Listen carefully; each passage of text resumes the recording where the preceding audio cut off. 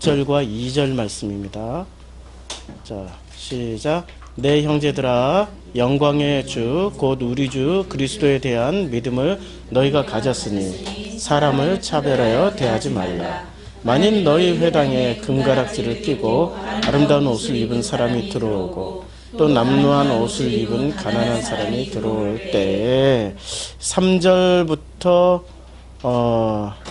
6절까지를 우리가 다 같은 내용인데요. 오늘은 1절과 2절만 해도 내용이 엄청나서 1절과 2절만 먼저 하고 나머지 2장 1절부터 6절까지는 다음 주에 또 하기로 하겠습니다. 우리가 그 야고보서를 읽을 때 우리가 중심을 어디에 두고 읽어야 되냐면 야고보서는 철저하게 예수 그리스도를 중심에 두고 읽어야 됩니다. 그래서 예수를 제대로 알고 이해를 하려면은 예수가 하셨던 말씀을 우리가 먼저 이해를 해야 되는 거죠. 그래서 예수가 하셨던 말씀은 전부 어디에 기록됐냐면은 복음서에 기록되어 있습니다. 우리가 복음서하고 바울서신하고 착각하는데요. 복음서와 바울서신서가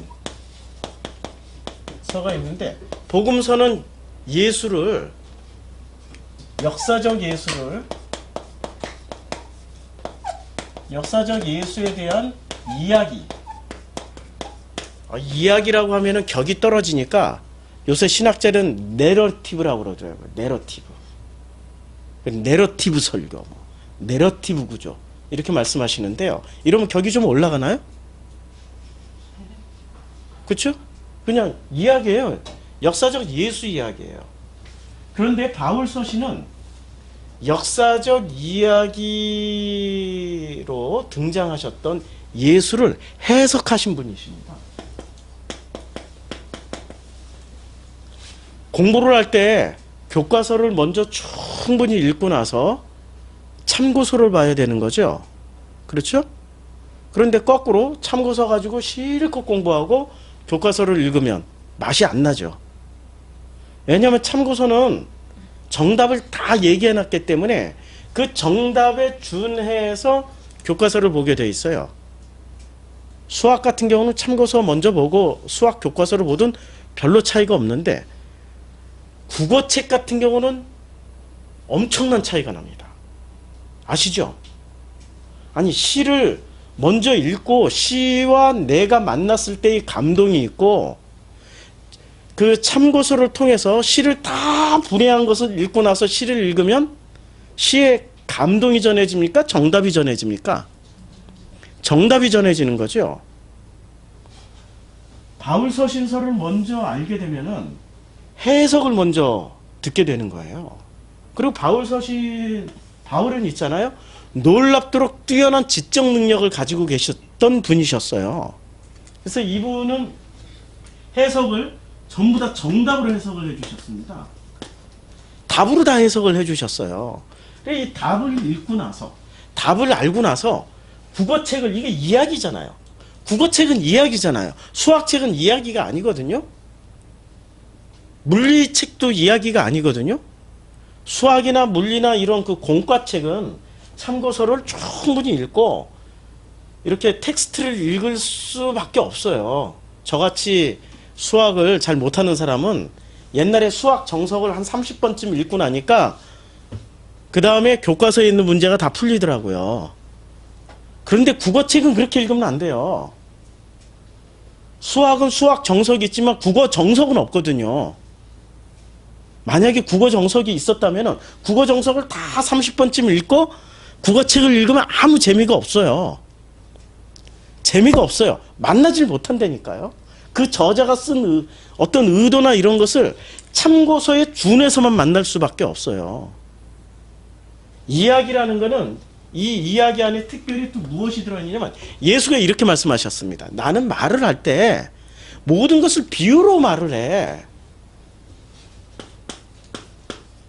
비유로 말씀하신다고 그랬어요. 비유로.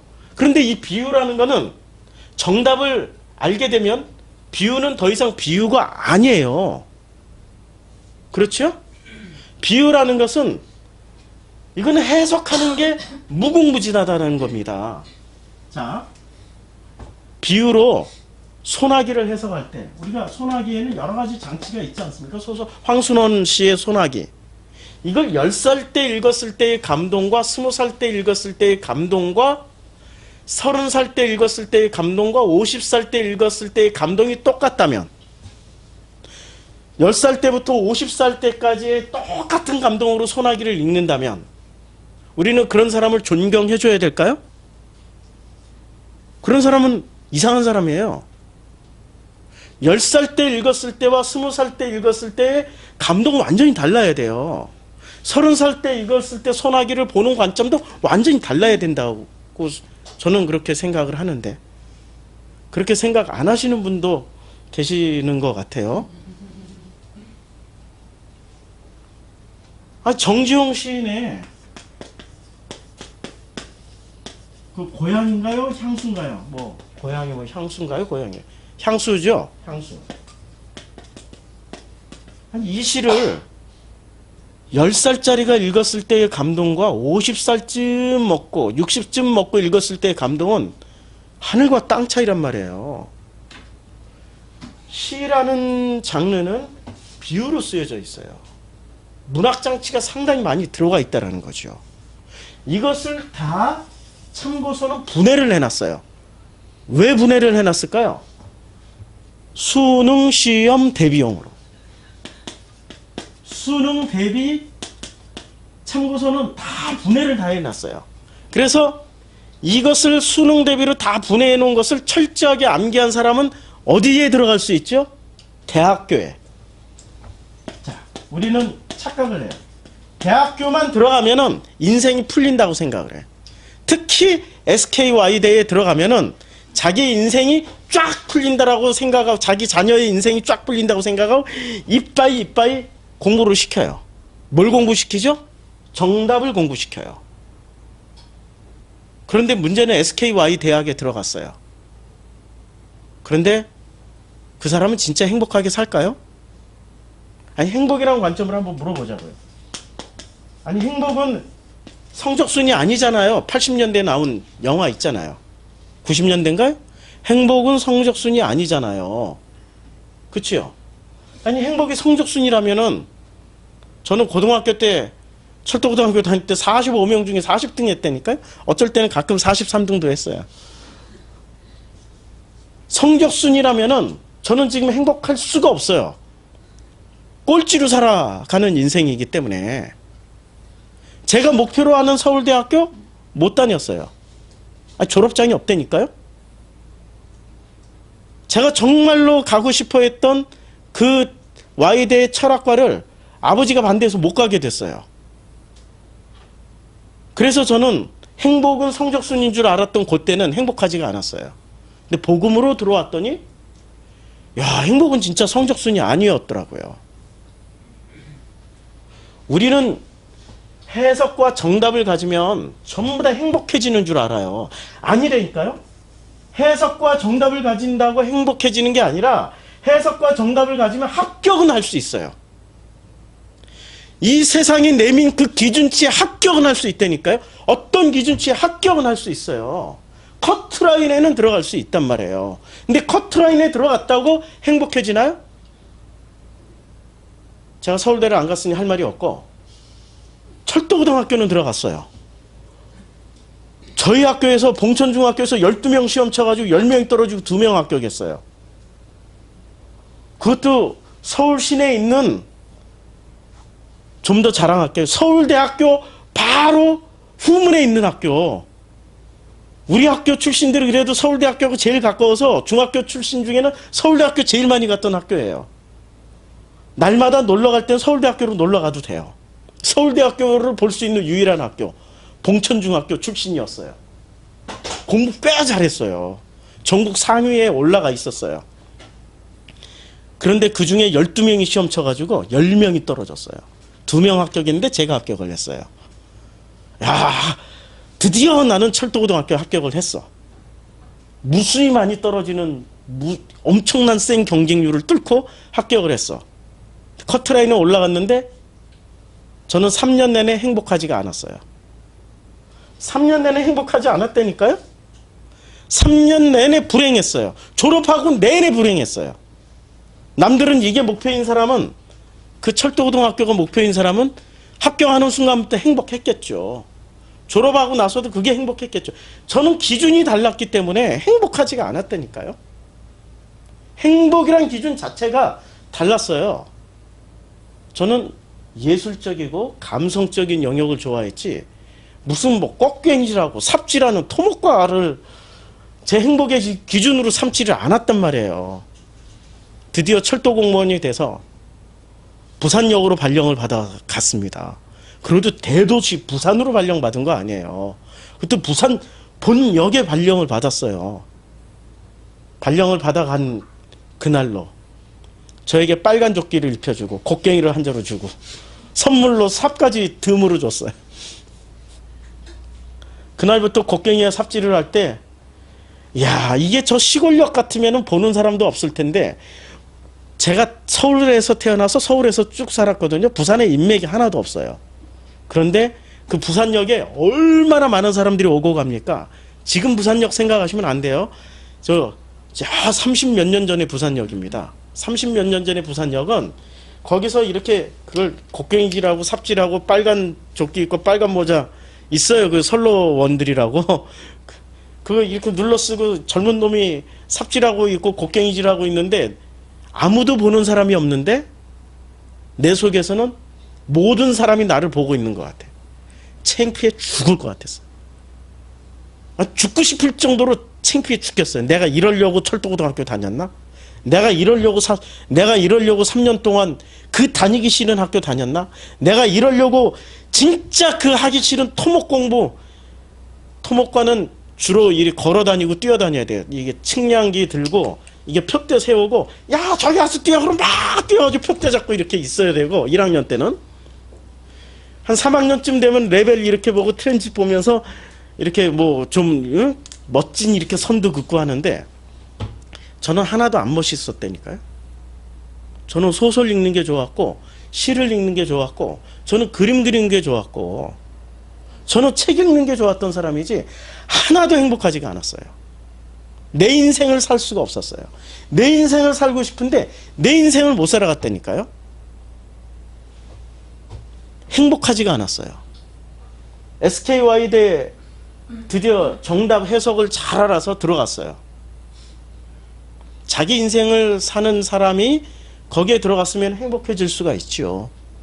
근데 만에 하나 저처럼 내 인생을 살고 싶은데 부모가 가라고 그래서 가버렸고, 부모가 우리 형편이 좀 어려운데 저한테 그랬다니까요. 너 공부시키기가 힘들다야, 네가 철도고등학교 갔으면 좋겠다. 제가 장남이잖아요. 이 장남의 책임감을 가지고 철도고등학교로 갔어요. 그때부터 저는 행복이란 게 뭔지를 몰랐어요. 행복을 찾아다니기 시작했던 거죠.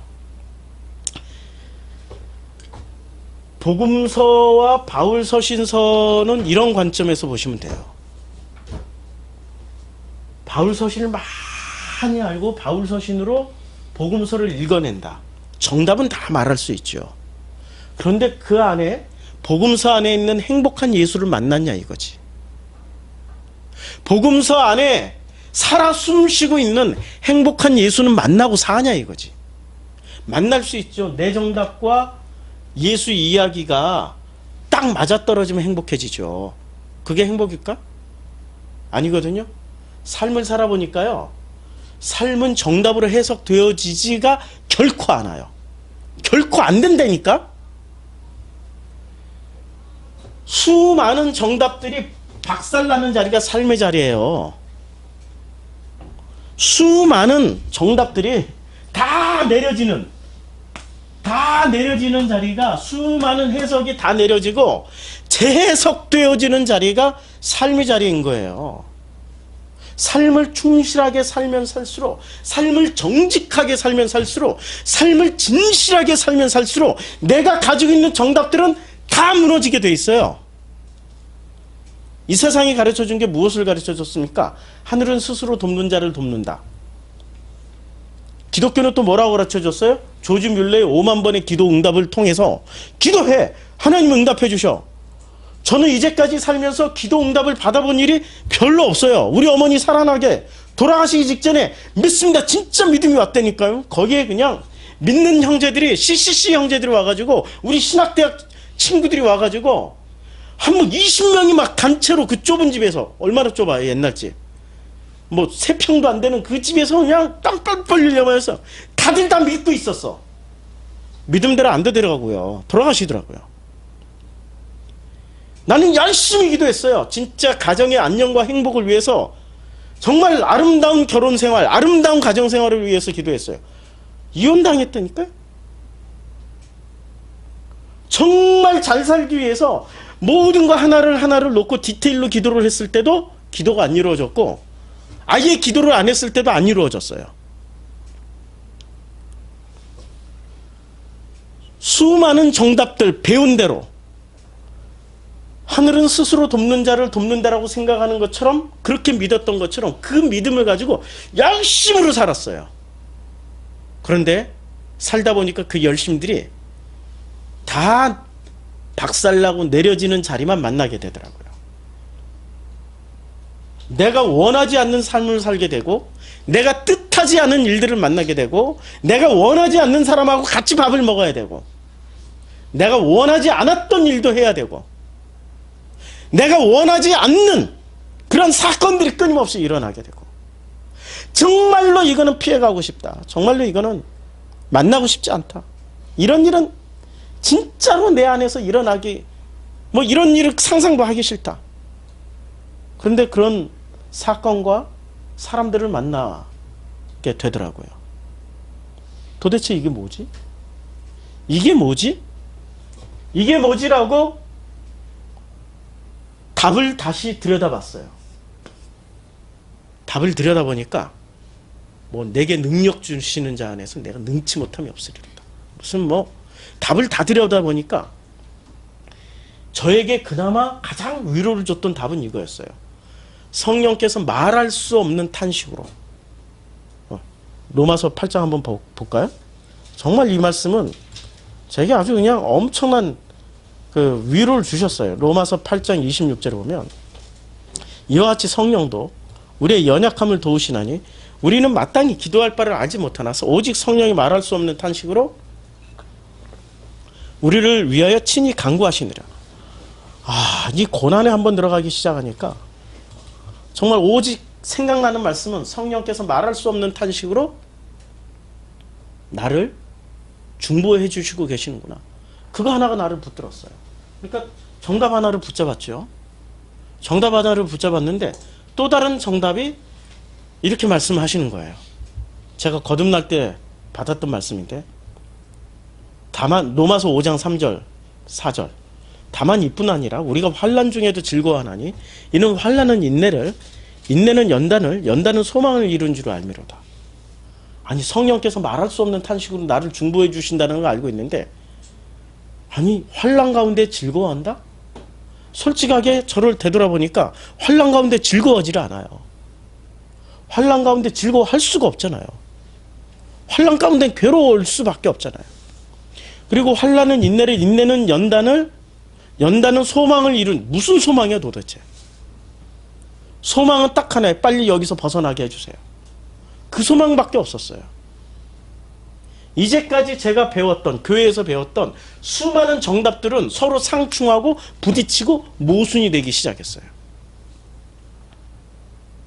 어디서는 소망을 주고 어디서는 환난 가운데 기뻐하라고 그러고 서로 해석이 안 됐어요. 근데 다시 복음서로 들어가서 복음서의 이야기들을 통해서 제 삶을 그냥 이야기처럼 비우니까, 들여다보니까 세상에 20대 때 가졌던 이런 정답들이 50에 와서 다시 해석이 되는 거예요. 맞네. 환난 중에도 기쁨이, 이게 사실이네. 재해석이 되니까. 재해석이 돼야 되는 거죠. 연단 가운데 그 소망이 이거네. 재해석이 되니까. 그렇죠? 재해석이라는 것에 대해서 우리는 무시하고 있었어요. 성경은 끊임없이 재해석이 돼야 됩니다. 정답을 움켜잡고 있으면 어떤 일이 벌어지는 줄 아세요? 주일학교 때 정답을 이미 다 배웠어. 중고등부 때 이미 정답을 다 배웠어. 그리고 모태신앙이기 때문에 뱃속부터 정답을 다 배웠어. 그런데 20대가 딱 되자 대학에 들어가고 군대에 갔다 오니까 이 세상에는 정답 없이 살아가는 인간들이 너무 많아. 대학에 들어가서 아니 중고등학교 때까지만 해도 인맥이 딱 거기야. 교회, 학교, 집. 근데 대학교 들어가고 군대까지 갔다 오고 났더니 교회, 학교, 집, 술집. 교회, 학교, 집, 뭐 나이트. 교회, 학교, 집, 카페. 교회, 학교, 집, 영화관. 뭐 점점 이렇게 늘어나기 시작하는 거예요. 그 점점 늘어나는 가운데 자기가 알고 있는 정답으로 이 늘어나는 것을 어떻게 해야 돼요? 그건 죄니까 다 잘라버려. 기어 믿습니다. 나는 오직 그냥 이 정답만 지키고 살겠습니다. 다 잘라버려. 근데 둘 중에 하나가 돼야 돼요. 다 잘라버리고 반푼이처럼 교회 나오든지, 아니면은 타협하고 그냥 교회에서는 거룩한 척하고 세상에서는 마음껏 즐기든지, 둘 중에 하나여야 돼요. 진심을 가지고는 그렇게 살 수가 없어요. 근데 진심이 있는 사람은 그렇게 못 산다니까. 오히려 딱 대학교 들어가자마자, 군대 갔다 오자마자 교회 안 나가는 그 형제들이, 그 자매들이 제가 보기에는 더 진심이 있는 사람들이에요. 와, 저는 그 기괴한 청년들을 많이 봤다니까요. 특히 서울역 주변에 어슬렁거려. 이게 사역을 해주신다고. 밥퍼 사역도 해주시고 뭐 이런 그 자원봉사자들 20대 청년들이에요. 근데 제가 얼굴을 딱 보는 순간 아시죠? 와, 얼굴은 마스크인데 속에는 뭐가 들어가 있는지 몰라. 아, 형제님 수고하셨어요. 아, 내일도 또 이 시간에 만나서 우리 그리스도의 사랑을 나눠요. 와, 아니 내가 서울역을 자주 걸어 다니니까 이런 친구들이 왜 내 눈에 띄냐 이거야. 이게 우연히 일치일까? 그 사람들이 아니 다른 거는 뭐는 하고 싶은데 집에서 정답대로 하지마 해, 하지마 해.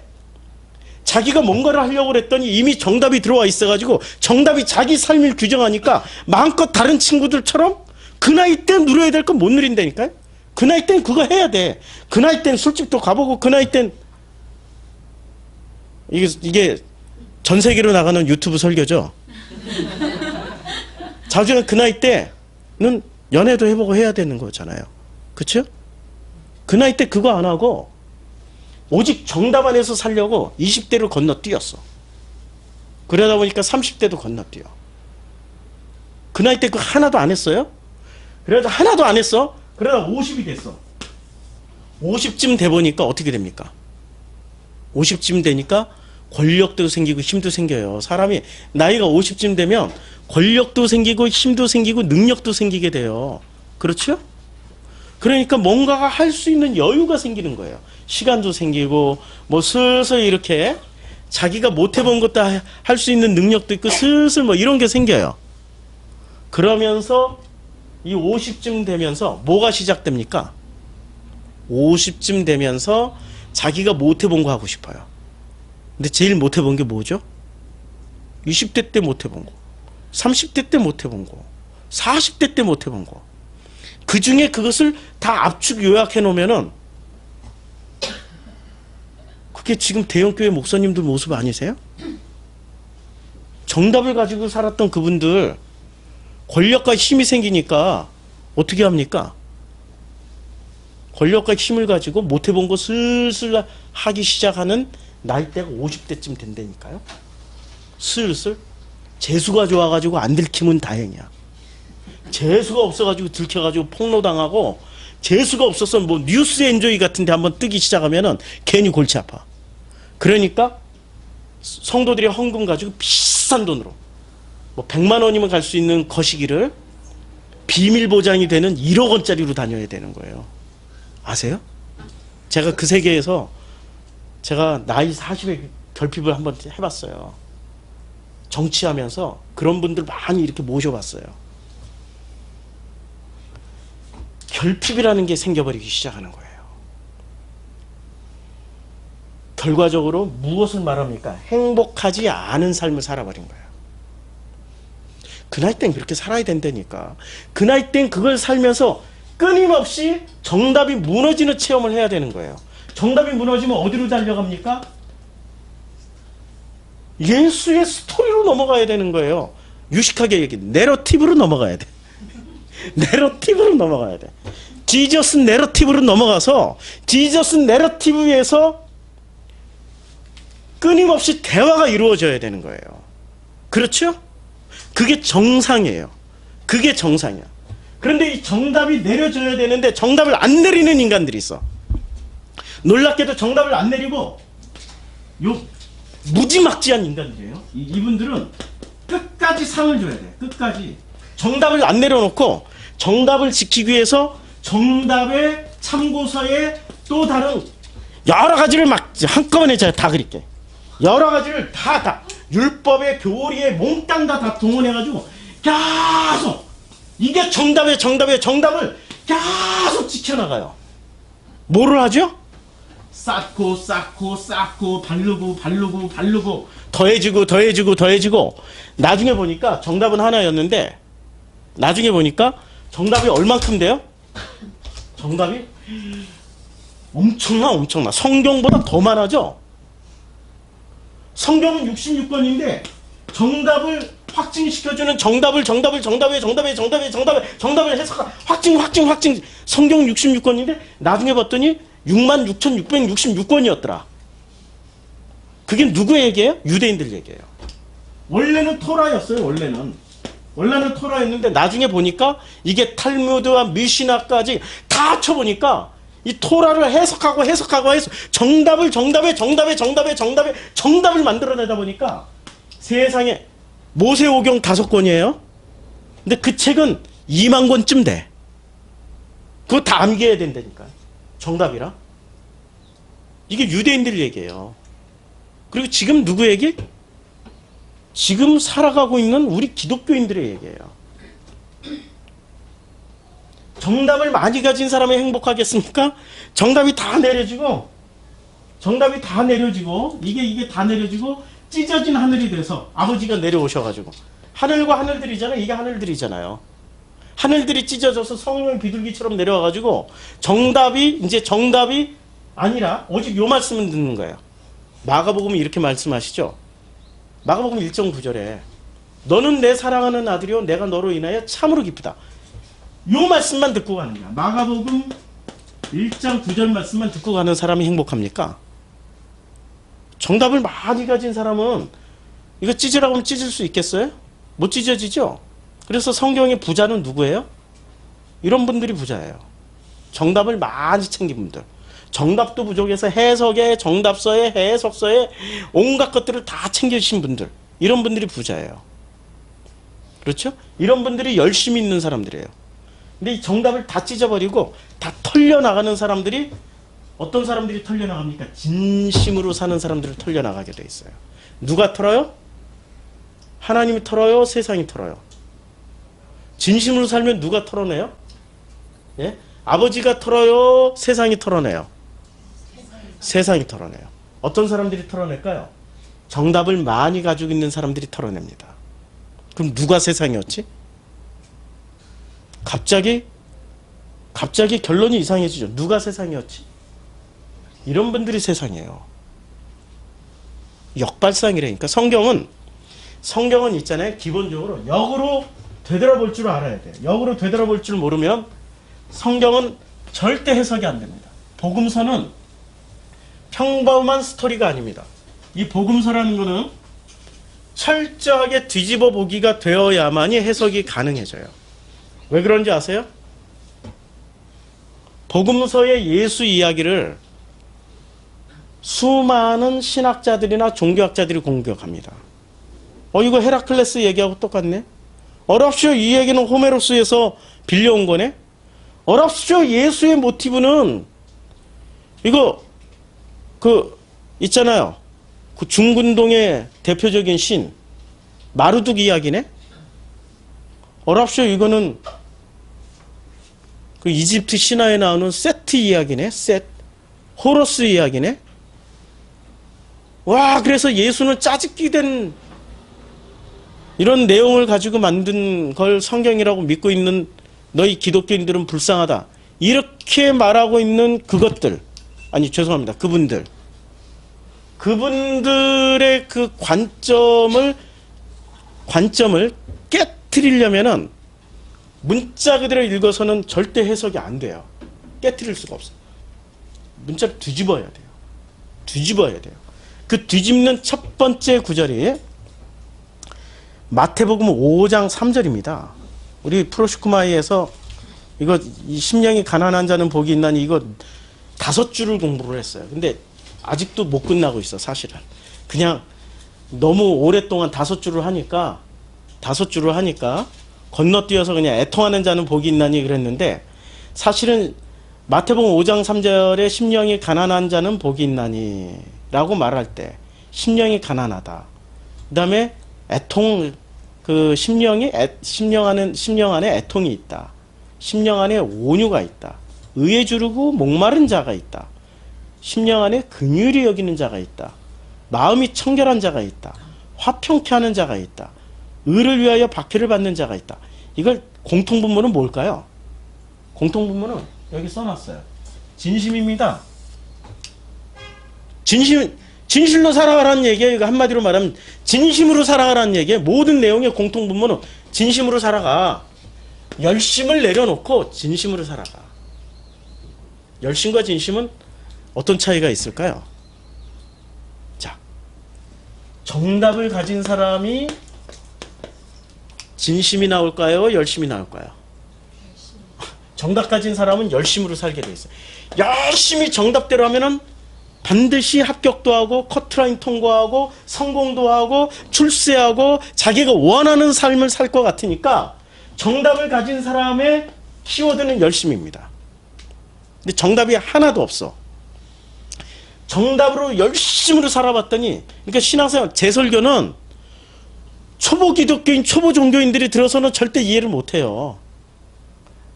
아예 그냥 세상을 열심히 살다 오신 분들이나 아니면 죽도록 열심을 내서 종교 생활을 해보신 분들은 제 설교가 탁 와닿는 거죠. 차든지 덥든지 뜨겁든지 차든지 그래 본 사람만이 제가 지금 하고 있는 말씀을 이해를 하는 거지, 미직지근하게 인생을 살아왔거나 미직지근하게 종교 생활을 하고 있는 분들은 죽었다 깨나도 이해를 못하는 설교가 제 설교입니다. 여기 계신 분들은 전부 다 차든지 덥든지 하시는 분들이죠. 그렇죠? 그런 인생 냉탕 온탕을 좀 오갔던 분들이시죠. 미직지근한 물에서 인생을 살아본 사람은 거의 없을 거라고 기대를 해요. 미직지근. 그게 뭐가 나쁜데?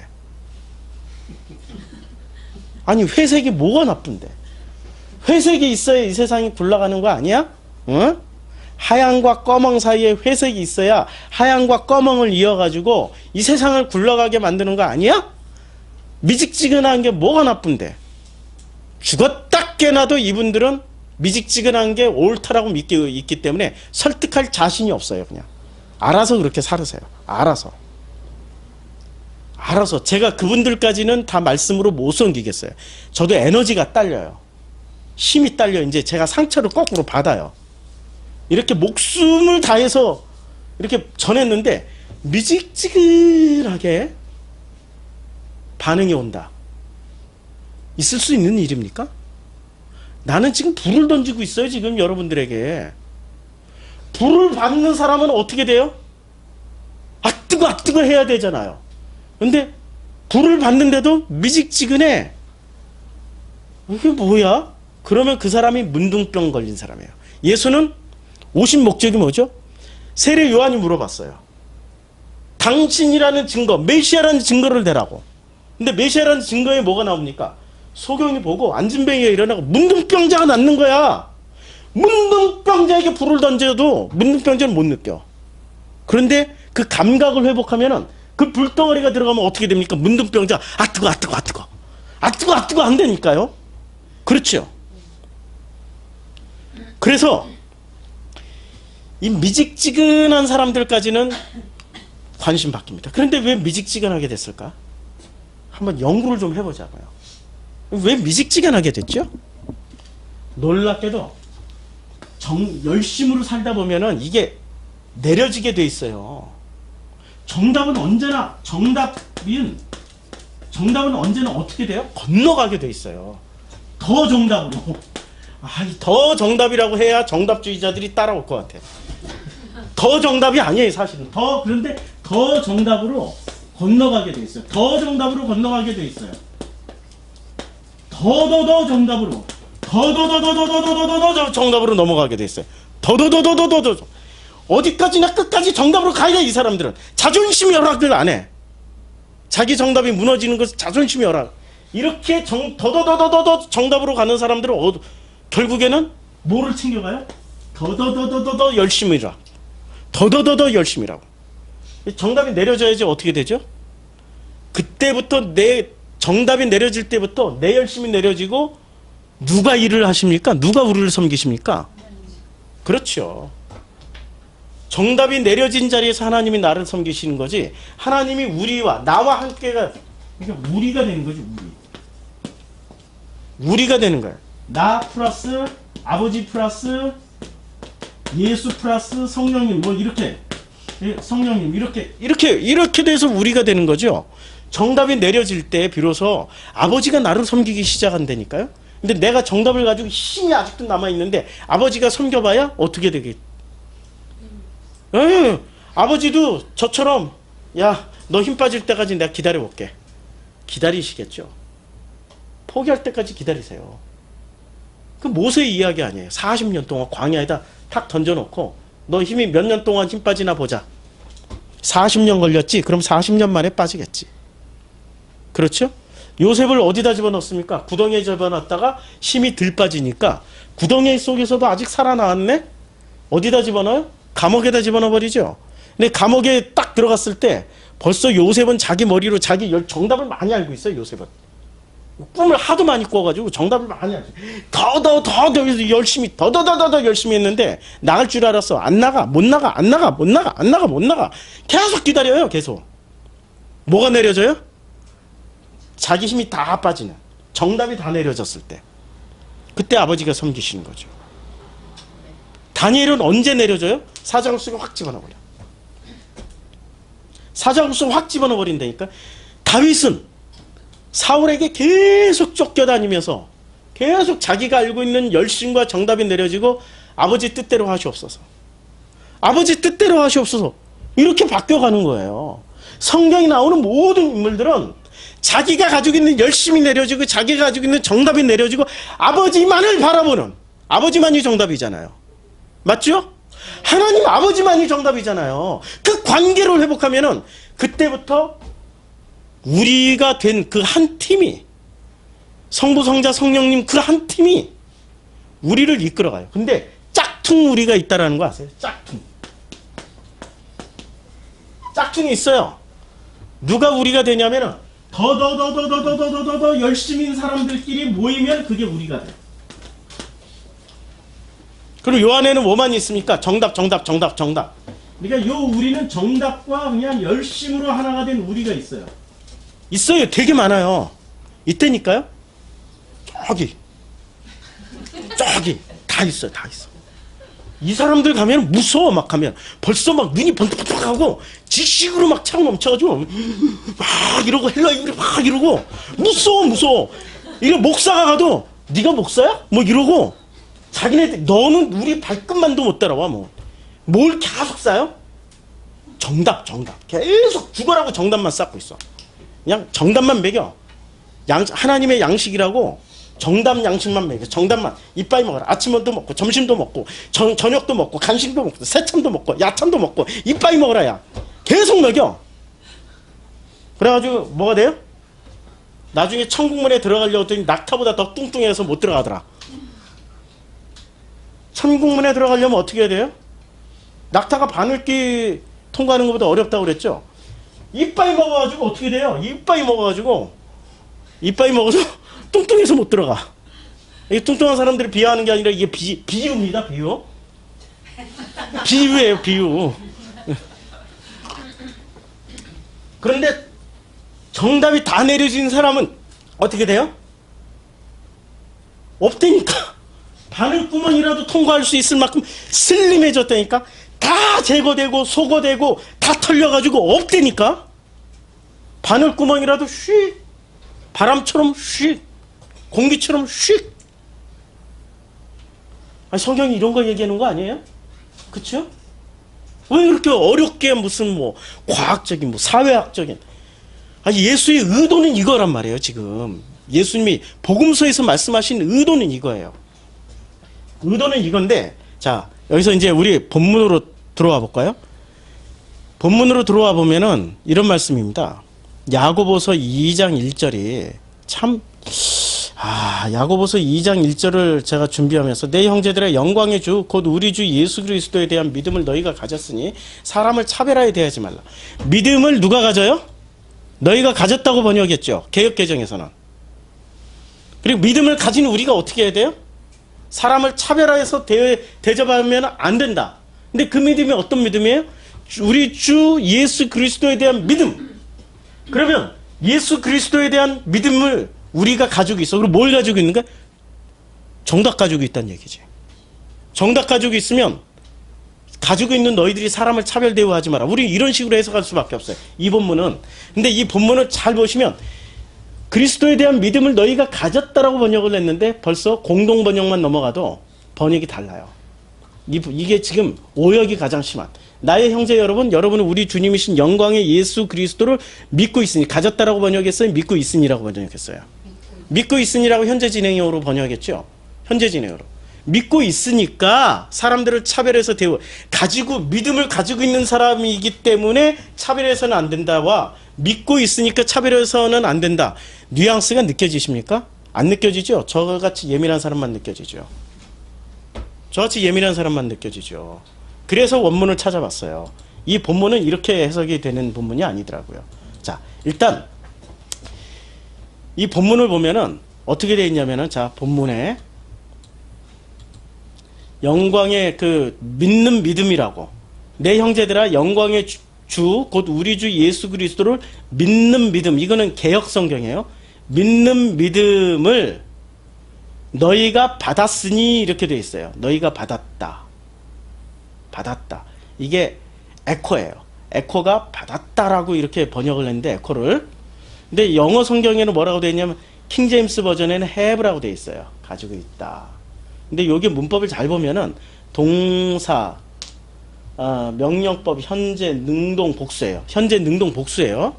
그럼 우리들이 뭐를 지금, 이건 받았으면 능동이에요, 수동이에요? 번역 잘못했죠? 수동이잖아요. 받았으니가 안 되는 거예요. 받았으니가 안 돼요. 그래서 개역개정에서는 가지고 있다라고 지금 번역을 했어요. 영어 성경에 준해서 가지고 있다. 그러니까 개역개정이 틀렸다, 아니 개역이 틀렸다라는 걸 개역개정이 확신시켜줬어요. 받았으니가 아니에요. 그래서 가지고 있다라고 번역을 했는데, 가지고 있다라는 게 맞나? 우리가 믿음을 가질 수 있나? 아니, 우리가 믿음을 가질 수 있나요?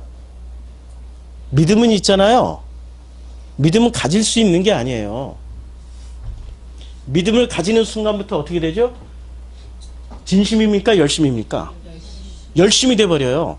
믿음은 내가 가지고 있는 순간부터 그 믿음이 나를 열심으로 살게 만들어요. 믿음이 내려져야 돼. 내려지고 그 믿음이 누구 믿음이어야 돼? 내 믿음이 아니라 아버지가 나를 인정해주는 믿음이어야 돼요. 믿음의 방향성이 제대로 돼야 되는 거죠. 제대로. 방향성이 제대로 돼야 되는데, 사람을 외모로 취하지 마라. 이렇게, 요게 이제 프로소폴랩시아예요. 여기 외모로 취함이 프로소폴랩시아인데, 지금 야고보서 2장 1절과 2장 2절에는 성경에 딱 두 번만 쓰여지는 단어가 두 개가 나와요. 하나는 외모로 취함이라는 명사의 프로소폴랩시아 하고요, 또 하나는 어떤 단어가 쓰여지냐면은 2장 2절에 딱 두 번만 나와요. 이건 더 이상도 안 나와. 이 더러운이란 단어. 더러운. 호리파로스. 여기 안 써놨는데 더러운 여기 있네요. 호리파로스. 요 단어만 딱 두 번이 쓰여져요. 그런데 요 단어가 자 사람을 외모로 취한다. 요 단어는 언제 쓰여지냐면 딱 두 번 쓰여지는데 야고보서 2장 1절과 로마서 2장 11절이 쓰여져요. 자 로마서 2장 11절은 이렇게 쓰여집니다. 이는 하나님께서 하나님께서 외모로서 사람을 취하지 아니하심이니라 라고 쓰여져요. 누가 썼죠? 로마서는? 바울이 썼죠. 바울이 쓰고 야고보가 썼어요. 그러면 야고보가 이 단어를 바울이 유일하게 신약 성경을 통하여서 지금 야고보가 성경을 쓰기 전에 이런 장면이 유일하게 프로소폴레시아를 누가 썼어요? 야고보가 쓰기 전에는 누구만 쓰고 있었어요? 바울만 쓰고 있었죠. 이 단어를 딱 끄집어서 야고보가 썼어요. 그럼 어떤 의도가 있겠죠. 아니 우연이라는 게 없다니까. 우연이라는 게 없어요. 그러면 자, 이 바울이 로마서 2장 11절에 외모로 취하지 마라 이렇게 말을 할 때는 어떤 의도에서 이렇게 말을 했을까요? 자, 로마서 2장 9절부터 한번 쭉 읽어볼까요? 이게 로마서 2장 9절. 악한 일을 행하는 사람은 누구든지 궁지에 몰리고 고통을 당하게 될 것입니다. 먼저는 유대인들이 당하고 그 다음에는 이방인들까지 당할 것입니다. 그러나 선한 일을 행하는 사람이면 누구나 영광과 명예와 평화를 누리게 될 것입니다. 먼저는 유다인들이 누리고 그 다음에는 이방인들까지 누리게 될 것입니다. 하나님께서는 모든 인간을 차별 없이 대하시니 말입니다. 요게 이제 차별 없이 대하신다. 인간을 차별 없이 대하신다라고 번역한 단어가 요게 바로 이겁니다. 프로소폴렙시아입니다. 이게 지금 개역개정은 이렇게 번역되어 있고 우리에게 익숙한 개역성경으로 읽어보자고요. 개역성경은 이렇게 읽었어. 이는 하나님께서 외모로 사람을 취하지 아니하심이라. 그런데 외모로 취한다라는 이걸 설명하기 위해서 로마서는 누구를 얘기했어요? 헬라인이나 유대인이나 이방인들을 뭐로 안 취해요? 외모로 안 취한다. 그러면은 일단은 이 사고의 수준이 이게 좀 그 1단계, 2단계, 3단계가 있으면 지금 몇 단계쯤 해당될까요? 사고의 수준이. 이 프로소폴렙시아, 외모로 취한다라는 것을 말할 때 피부색으로 취하지 마. 뭐 이렇게 국적으로 취하지 마. 민족으로 취하지 마. 이런 되게 쉽죠, 이거는 이해하기가. 요거 1단계. 1단계 해석을 줬어요. 지금 로마서나 갈라디아서는 바울의 초창기 기록들이에요. 후반기에 가면 달라져요. 근데 프로소폴렙시아가 외모로 취한다라는 이 외모로 취함이라는 단어가 바울이 썼고 야고보가 썼는데, 자, 야고보가 이제 2장 1절에 썼을 때는 내 형제들의 영광의 주 곧 우리 주 예수 그리스도로 믿는 믿음으로 너희가 받았으니 사람을 외모로 취하지 마. 사람을 외모로 취하지 마라고 얘기할 때는 바울처럼 진짜 외모로 취하지 말라는 얘기일까요? 아니면 어떤 더 깊은 의도가 있을까요? 의도가 있어요. 그러니까 바울은 출발지가 어디죠? 바울은 출발지가 구약 성경이에요. 그리고 야고보는 출발지가 어디죠? 예수예요, 예수. 밥을 많이 먹었으니까 역사적 예수예요. 그럼 예수의 말에 근거해서 해석을 해야 되죠. 근데 이 근거에서 해석할 수 있는 기가 막힌 단어를 야고보가 또 탁 썼어요. 어떤 단어냐면은 내 형제들아 영광의 주 우리 주 예수 그리스도를 믿는 믿음이라고 번역을 했죠.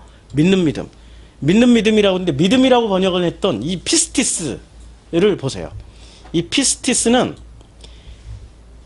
철저하게 복음서의 용법과 바울의 용법이 다릅니다. 그리고 바울도 초기 바울과 후기 바울이 이게 피스티스 용법이 달라요.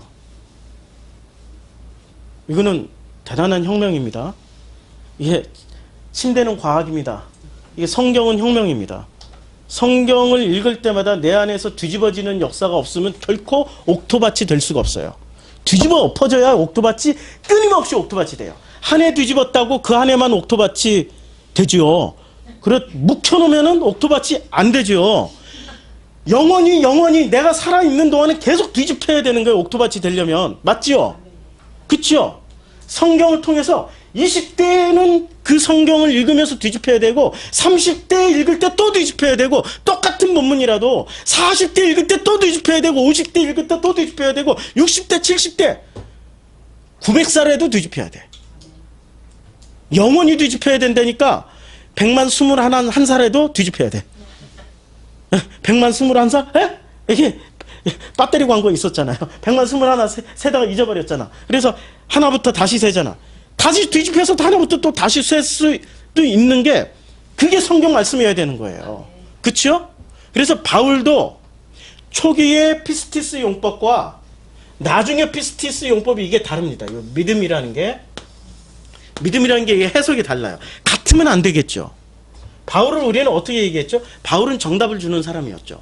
그대는 행복을 주는 사람이 아니라 바울은 정답을 주었던 사람이었어요. 예수는 행복을 줬던 사람이에요. 뭐 그대 내게 행복을 주는 사람. 예수는 행복을 주는 사람이었어요. 근데 바울은 정답을 주는 사람이었어요. 근데 그 정답을 주던 바울이 자기의 삶 속에서 맨날 두드러 맞고 감옥에 갔고 그리고 자기가 전도한 교회마다 분열이 일어나고 싸우고 찌고 볶고 근데 가만히 보니까 자기가 전도했던 교회들을 보니까 아 세상에 정답은 알고 있는데 그 열심은 있는데 진심이 별로였더라. 서서히 바울이 깨닫기 시작하는 거예요. 서서히 깨달으면서 이 피스티스라는 용법을 바꾸기 시작해요. 굉장히 중요한 단어입니다. 이게 피스티스. 피스티스는 번역하면 믿음이에요. 그냥 믿음이에요. 이 믿음인데 마태복음에서는 이 피스티스를 어떻게 쓰냐면 마태복음 요게 보면은 요게 나와 있습니다. 여기 조그만 글씨라 보일런지 모르겠는데 조그만 글씨라 예수께서 대답하여 가라사대 마태복음 21장 21절입니다. 대답하여 가라사대 내가 진실로 너희에게 이르노니 만일 너희가 믿음이 있고 의심치 아니하면 이 무화과 나무에게 된 이런 일만 할 뿐 아니라 이 산더러 들려 바다에 던지우리라 하여도 될 것이요. 진짜 우리 안에 뭐가 있으면 믿음만 있으면 어떻게 돼요? 이 산이 들려 바다에 이렇게 던져도 된다. 자, 이때 피스티스를 썼어요. 지금 피스티스만 다 찾는 겁니다. 성경이 나오는 모든 피스티스만 다 찾는 거예요. 자, 마태복음 17장 20절 뭐라고 말씀하시냐면 가라사대 너희 믿음이 적은 영혼이라 진실로 너희에게 이르노니 너희가 만일 믿음이 한 겨자씨만큼만 있으면 이 산을 명하여 여기서 저기로 옮기라 하여도 옮길 것이요 너희가 못할 것이 없으리라. 자, 문자 그대로 받으면은 여러분들 믿음이 있어요, 없어요? 믿음이 있으면 어떻게 해요? 산을 옮겨놔야 돼. 지금 여기 있는 인왕산아 너는 재소가 없으니까 저 북한으로 와라. 북한에 있는 금강산아 너는 서울 한복판으로 와라 하면 돼야 돼요. 문자 그대로 보면. 근데 문자 그대로 이 일이 이루어진 적이 있습니까? 어떤 사람들은 우긴다니까? 거 보라고요. 뭐 그냥 산이 바닷속으로 들어갔잖아요. 어디요? 새만금에 산이 바닷속으로 들어갔잖아요. 우긴다니까? 그건 믿음 없는 토목 공사자들이 하는 거야. 토목 기술자들이 했어. 믿음하고 상관없어. 제가 토목 전공인. 토목 기술자들이 가서 그냥 바닷속에 쳐넣어버린 거예요. 산을 깎아서. 그러면 산을 옮기고 바다를 옮기는 것은 누구 일이에요? 내 일이에요? 아버지 일이에요? 아버지가 우리의 믿음을 보고 하시겠다는 거예요. 지금 이 말씀의 핵심은 아버지가 우리의 믿음을 보시고 하시는데 그래서 이 마태복음은 복음서는 철저하게 피스티스를 어떻게 쓰냐면 우리 안에 본래 있었던 믿음. 그게 뭐죠? 열심인가요? 진심인가요? 진심. 이 믿음의 또 다른 표현은 진심이에요. 진심이라니까요? 안 믿어지세요? 진심으로 한번. 그러니까 마태복음의 5장 3절부터 5장 10절까지 심령이 가난한 자는 복이 있나니 애통하는 자는 복이 있나니 온유한 자는 복이 있나니 긍휼한 자는 복이 있나니, 이게 전부 다 무엇을 설명하며? 진심. 그 다 뭐예요? 진심이 깨어나면 그때부터 그 사람은 하나님이 너 안에 믿음이 있다라고 인정해 주시고, 이 믿음을 보시고 아버지가 믿음을 인정해 주시고 아버지가 우리의 믿음을 믿어주시면서 아버지가 일을 하시겠다는 얘기예요. 그게 아버지의 섬기심이에요. 그래서 마태복음 이제 9장 2절 이렇게 말씀하시죠. 침상에 누운 중풍병자를 사람들이 데리고 오거늘 예수께서 저희의 믿음을 보시고, 누구의 믿음을 봤어요? 그러면은 이때 침상을 데리고 온 사람들의 믿음은 뭐였을까? 열심이었을까? 열심은 더 많았어요. 이때 왜 이 사람들이 침상을 들고 문으로 못 들어왔을까요? 열심 있는 사람들이 꽉 막고 있었어. 열심 있는 사람들이 이미 다 점령, 열심히 순서에서 떨어져 나간 사람들이에요. 이 사람들은 지금. 팩트는 열심히 순서에서 떨어져 나간 거야. 열심히 있는 사람들은 있잖아요. 아시죠? 프로야구, 뭐 코리안 시리즈, 뭐 잠실구장에서 한다. 그러면 옛날 혜태 팬들은 3일 전부터 텐트 치고 거기서 노숙하고 있어. 이 추운 가을날에도 노숙하고 있어. 거기 들어가가지고 응원하려고. 왜냐면 혜태는 나의 인생이고 나의 운명이기 때문에. 예? 아니 그때는 그랬다니까요. 이 호남 사람들이 어디 모일 데가 없으니까 그 혜태 타이거즈 할 때 모여가지고 응원가를 뭘로 불렀는 줄 아세요? 응원가는 무슨, 지금은 뭐 다 이제 응원가 만들어졌지만 80년대 90년대 초까지만 해도 응원가 그런 거 안 불렀어요. 그냥 뭐 불렀는지 아세요? 도저히 응원가로서 맞지 않는 목포의 눈물 불렀어요. 목포의 눈물. 목포의 눈물 띵띠리링 띵띠리리. 얼마나 느린데 그거. 응원가로는 매우 부적합해. 그거 불렀다니까. 왜? 자기네들의 그 모든 정서가 쏟아질 수 있는 자리였기 때문에. 열심히 나오는 거죠. 그런 분들부터 더 열심히 있는 분들이 벌써 예수 앞에 장사진을 치고 있었어요. 문으로 못 들어갔어. 열심히의 순위에서 밀려난 거라니까요. 그런데 열심을 보시지 않고 뭐를 보셨어요? 그 안에 있는 진심을 봤어요. 성경에 병 낫는 사람들을 보면은 이렇게 이해하면 너무 쉬워. 그 안에 진심 있어? 내 안에 너 있어? 그러면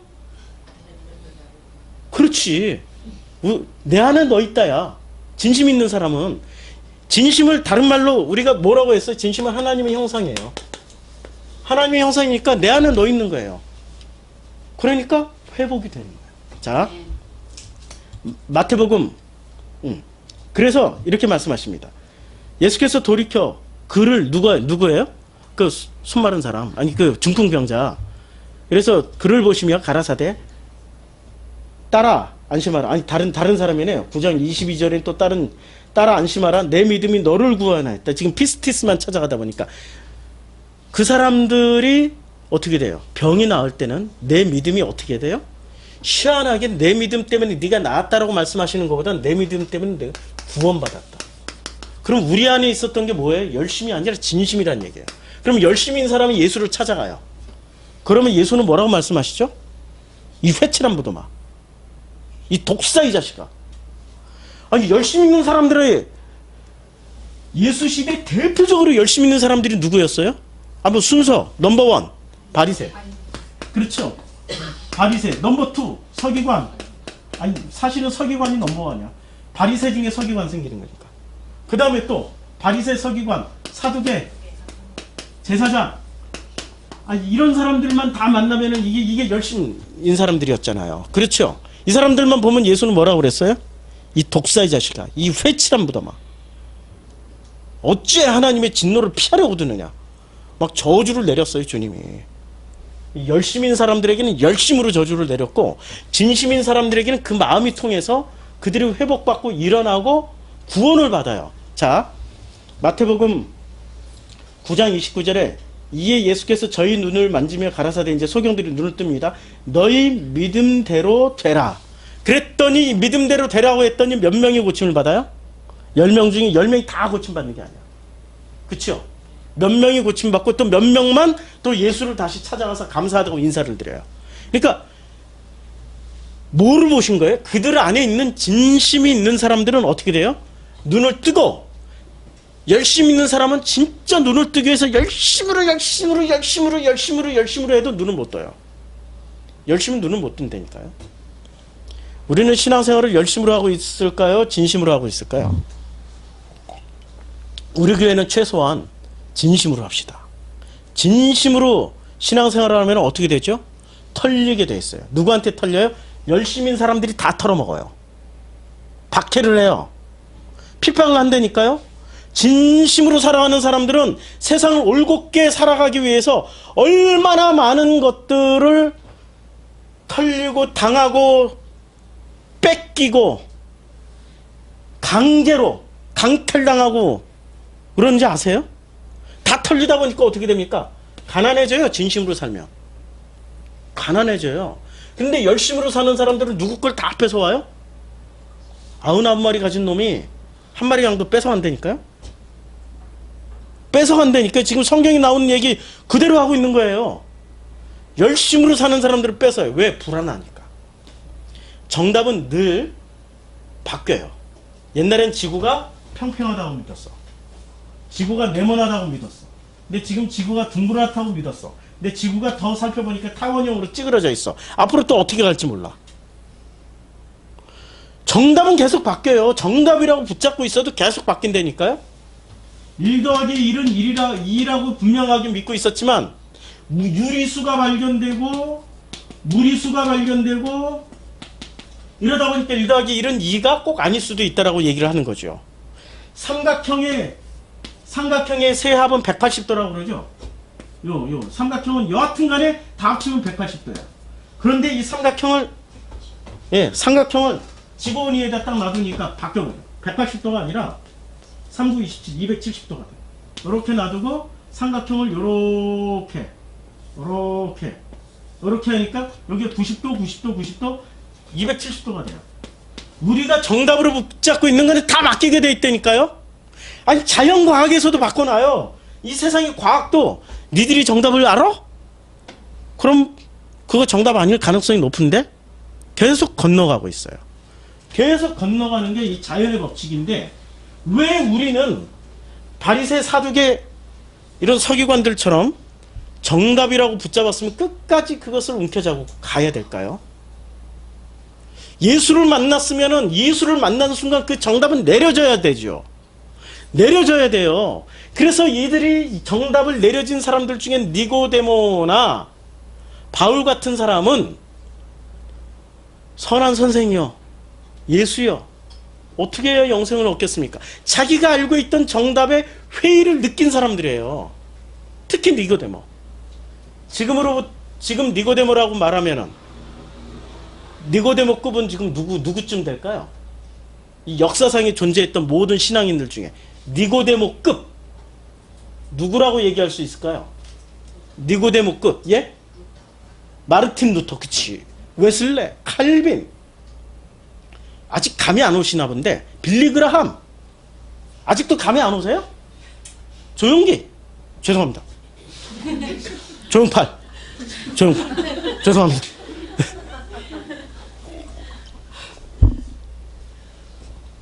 감이 오시죠, 이제? 감히 열심으로 사는 사람들의 그 열심히 정답을 다 제시했던 사람들은 그 정답에 의해서 정답이 아니라는 게 다 드러나고 폭로되고 털리고 있잖아요. 지금 주님이 열심히 조용팔 목사님 털어내시고 계시잖아. 워낙에 힘이 세가지고 이분은 부자라 가지고 있는 게 많아가지고 부자라 다 땜빵해. 다 땜빵해. 언론 무슨 다 땜빵하고 살. 요새 또 새롭게 뜨시는 또 제2의 조용팔 목사님 계시잖아. 명성에 뭐 있잖아요. 뭐 다 이렇게 두드러 맞고 있잖아. 그분은 비자금이 1,000억이니까 1,000억으로 다 두드러 맞고 있잖아. 열심으로 두드러 맞고 있잖아. 등치가 있다만 해지니까 이제 주님이 이렇게 테스트 하실 거예요. 바늘기 하나 딱 뚫어놓고, 자, 여기가 천국문인데 들어와 봐라. 영원히 덜어낼 거예요. 영원히. 지금 털려야 되는 거죠. 부자는 누가 부자예요? 열심인 사람들이 부자예요. 다 챙겨가요. 저하고 동시대를 살고 있는 친구 목사가 한 분 계세요.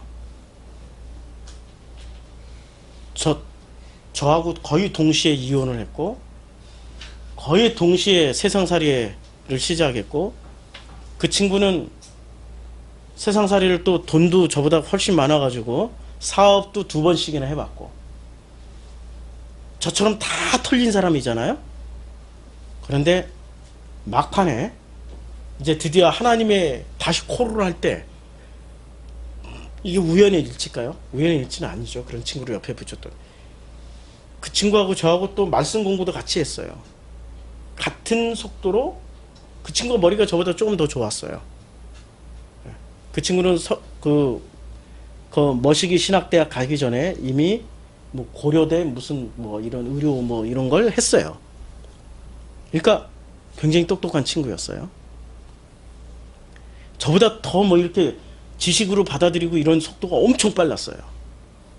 심지어는 그 영혼육에 대해서 김성수 목사가 뭐 헷갈리게 해놨어요. 이걸 영혼육을 쌈박하게 정리해서 저한테 오늘의 기상일보 저한테 이렇게 브리핑을 해줬어. 김성수 목사가 말하는 영은 이거고 혼은 이거고 육은 이거고 그 다음에 성경에서 말하는 영은 육은 이거고, 와 기가 막히게 쌈박하게 쫙쫙 풀어주는 대단한 친구였어요. 근데 이 친구는 그 어떤 것도 다 버렸다고 생각했는데 다시 어디로 돌아가냐면은 다시 그 속으로 들어가가지고, 명분은 호랑이를 잡으려면 호랑이 굴속으로 들어가야 된다고. 호랑이 굴속으로 들어가서 호랑이가 돼버리셨어요. 그냥. 저는 다 털렸어. 지금 아직 뭐 교단도 없고 어디 가입을 해야 되는데, 왜냐면 우리 그 연말정산을 좀 해야 되기 때문에 우리 성도님들 내년에는 꼭 연말정산 할 수 있도록 가입을 하겠습니다. 근데 그분을 가만 보니까 그분이 부자야. 그분이 사는 거는 진짜 빚도 없이 이름도 없이 개척교회 하면서 성도 한두 명 놔두고 지금 하고 계세요.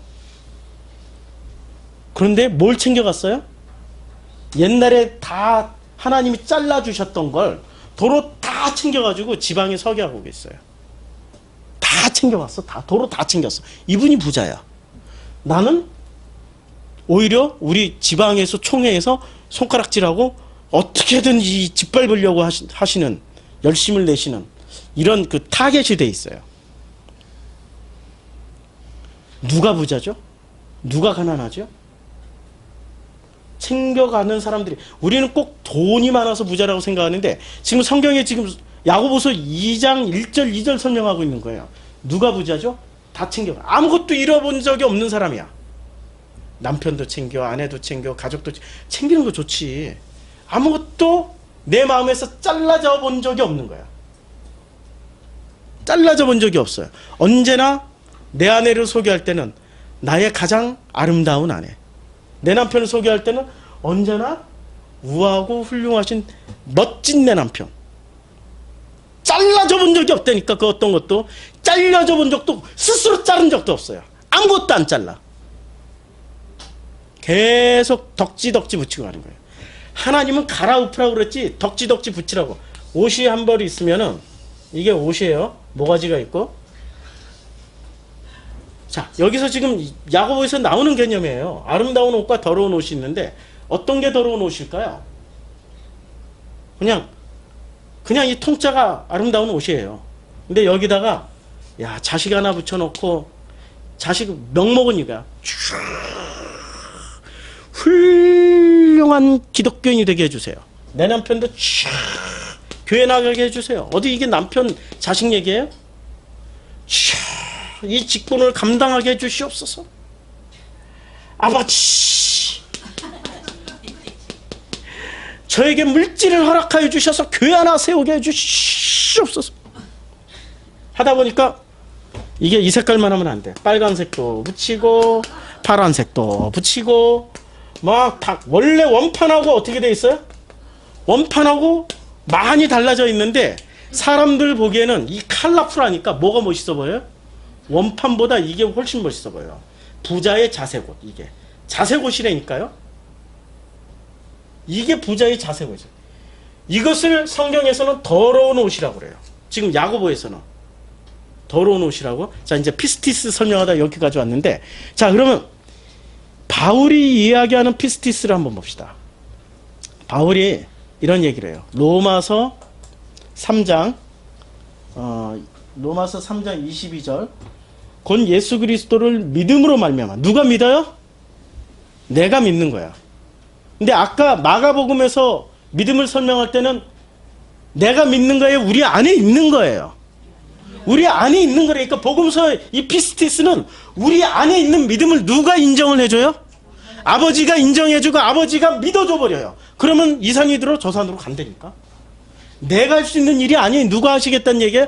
아버지가 하시겠다는 말씀의 표현이에요. 이게 무슨 뭐 산이 들려서 이리 간다. 그러면 이제부터 내 안에 내가 진심으로 살아가니까 이 산이 뭐 백두산이 들려가지고 갑자기 한라산에 가 있고 이런 일이 아니고 아버지가 본질은 아버지가 하시겠다는 일이에요. 아버지가 하시겠다는 말씀이에요. 너희가 할 일이 아니야. 내가 할 일인데 왜? 어떻게 가능하냐? 너희 안에 진심이라는 믿음만 가지고 있으면 돼. 그러면은 내가 해. 그런데 진심이 되기 위해서는 가난해져야 돼. 다 털려야 된다니까. 마음이 청결해져야 되고 마음이 가난해져야 돼. 가난이라는 것은 프로시쿠마의 성경 공부 그 산상수훈 가난에 최근에 한 거, 옛날에 한 거 말고 최근에 한 걸 들어보세요. 근데 어디 내가 공개를 안 했으니 못 듣지. 그러니까 프로시쿠마의 성경 공부 오셔야지. 공개를 유튜브에 공개를 안 했어요. 들어보시면 가난이 뭔지를 알게 되는 거죠. 그렇죠? 자, 그런데 지금 바울은 이 믿음을 뭐라고 얘기를 하냐면 철저하게 내가 가진 믿음이야. 자, 이제 로마서 4장 11절 아무데나 지금 무작위로 클릭하는 거예요. 무작위로. 자기 할례표를 받은 것은 무할례의 시에 믿음으로 된 의를 인친 것이니. 그쵸? 뭐로 된 거예요? 할례를 받고 무할례로 되고 이런 과정 메커니즘 전부 뭐로 된 거예요? 믿음. 내가 가지고 있는 믿음으로 뭐를 했어요? 행위를 했다니까. 지금 바울의 로마서는 이 피스티리스를 어떻게 써요? 내 안에 있는 믿음을 말하지 않고 내가 그 믿음대로 행동하는 뭐로 써먹고 있어요? 피스티스를 열심으로 써먹고 있다니까. 열심으로 행동하라고. 열심으로. 그런데 이 피스티스가 바울조차도 바뀌어요. 마지막 성경에 디모데후서에서는 이렇게 바뀝니다. 지금 바울을 까는 게 아니에요. 바울도 우리처럼 처음에 열심으로 신앙생활을 했다가 나중에 진심으로 바뀌어가는 과정을 보여주기 위해서 하는 거예요. 이 피스티스 용법 하나도 복음서하고 다르게 썼다가 나중에 복음서처럼 쓴다니까요. 디모데후서에 보면은 이런 단어들이 나와요. 이제 드디어 이 피스티스가 바뀌어요. 디모데후서에 하나, 둘, 셋, 넷, 다섯, 여섯, 일곱, 8번인데 8번 모두 그렇게 쓰여지는 건 아니고 8번 중에 몇 번은 이렇게 쓰여져요. 자, 디모데후서 2장 18절에 보면은 진리에 관하여는 저희가 그릇되었도다. 부활이 이미 지나갔다 하므로 어떤 사람들의 믿음을 무너뜨린다. 이 믿음은 어떻게 돼야 돼요? 이제 무너져야 되는 믿음이야. 자, 그 다음에 2장 22절 또한 내가 하나님의 정욕을 피하고 주를 깨끗한 마음으로 부르는 자들과 함께 의와 믿음. 지금 이제 주를 어떻게 불러요? 정욕을 피하고 깨끗하게 됐다는 게 뭐예요? 진심으로 가난해졌다는 얘기예요. 그럴 때 이 믿음이 어떻게 돼요? 의와 믿음으로 어떻게 해요? 화평을 품으라. 그치요? 화평을 맺으라. 이제 바울도 서서히 이 믿음 피스티스 용법이 바뀌어가요. 3장 8절 얘가 더 크게 나오네. 예. 자, 이제 옌네와 암브레가 모세를 대적한 것 같이 저희도 진리를 대적하나니 이 사람들은 그 마음이 부패한 자요 믿음에 관하여서는 버리운 자들이라. 자, 이제 대적을 하는 사람들은 믿음이 어떻게 돼요? 그 믿음은 이제 버리기도. 지금 디모데후서에서는 믿음을 어떻게 이야기하냐면 버려야 될 믿음, 버림 당해야 될 믿음, 그 다음에 진심으로 가난해진 믿음을 혼용해서 쓰고 있어요. 자, 디모데후서 3장 10절 나의 교훈과 행실과 의향과 믿음과 오래 참음과 사랑과 인내와 나의 교훈과 행실과 의향과 믿음이라고 말할 때는 이 믿음이 이제는 어떻게 된 믿음이에요? 만들어진 믿음이 아니라 내 안에 들어와 있는 믿음이에요. 용법이 다르다니까요. 자, 디모데후서 3장 15절. 또 내가 어려서부터는 성경을 알았나니 성경은 능히 너로 하여금 그리스도 예수 안에 있는 어떤 믿음이에요? 확실하게 여기서 이제 그 믿음을 어떻게 얘기하냐면 자기가 뭔가를 쓸 수 있는 믿음이 아니라 예수 안에 있는 믿음을 얘기를 해버려요. 확실하게. 이 디모데 후반부로 갈수록 예수 안에 있는 그 믿음. 그럼 복음서의 용법하고 지금 똑같이 쓰고 있는 거죠. 바울도 열심히 해서 진심으로 가는 겁니다. 우리는 이 과정을 가는 거예요. 열심히 해서 진심으로 가고 부자에서 가난으로 가고 이 바울의 초창기 믿음에서 바울의 후반기 복음서의 믿음으로 피스티스가 가는 게 맞는 방향이에요. 그런데 우리는 본래 이렇게 태어났는데 본래 이게 이 모든 것을 하나님은 하나님의 형상이라고 말씀하고 있고 이 모든 것이 아름다운 옷을 입었다라고 말씀하고 있어요. 야고보서 2장 2절에 아름다운 옷을 입었다라고 말씀하고 이 열심을 내고 부자고 믿음을 그 부자인 믿음을 가지고 있는 걸 더러운 옷을 입었다고 말씀하고 있는 거예요. 그런데 이렇게 가라고 말씀하세요. 우리는 본래 이렇게 태어났으니까. 왜? 하나님의 형상은 본래 진심으로 태어났고 본래 가난하고 본래 아버지 그 우리 안에 있는 그 믿음이 하나님의 형상인 믿음이기 때문에 아버지 믿음이에요. 예수 그리스도 안에 있는 믿음이라니까. 예수 그리스도 안에 있는 믿음이 누구의 믿음이겠어요? 예수 그리스도의 믿음이에요? 아버지 믿음이에요? 아버지 믿음이라니까. 바울이 마지막에 디모데후서 쓸 때 이렇게 바뀌었어요. 아버지 안에 있는 믿음으로 이렇게 바뀌어야 되는 거야. 이게 정상으로 가는 길이에요. 근데 우리는 태어나면서부터 왜 바울처럼 살까요? 왜 이렇게 살까요? 선악 지식이 이런 열심을 내게 만듭니다. 부자를 만들고 그냥 자기가 믿음을 취해서 믿음을 이데올로기처럼 써서 열심히 행동하게 만들어요. 열심히 키워. 이렇게 더러움 만들어 놓은 거야. 이것을 뭐라고 그래? 세수는 세 부대에 담으라고 그랬는데 세 부대가 아니라 헌부대를 만들어놔. 새 옷을 줬는데 우리가 짜집기 해서 보기에 좋으니까 자색 옷을 입어요. 그래서 자색 옷을 입은 부자는 어디가 가요? 저 뜨거운 데 가 있고 거지 나사로는 아브라함 품에 가 있는 거예요. 그렇죠? 그걸 가난이라고 그래요. 그래서 이 나사로가 썼던 단어가 거지 나사로, 거지라고 말할 때가 푸토코스를 썼어요. 푸토코스.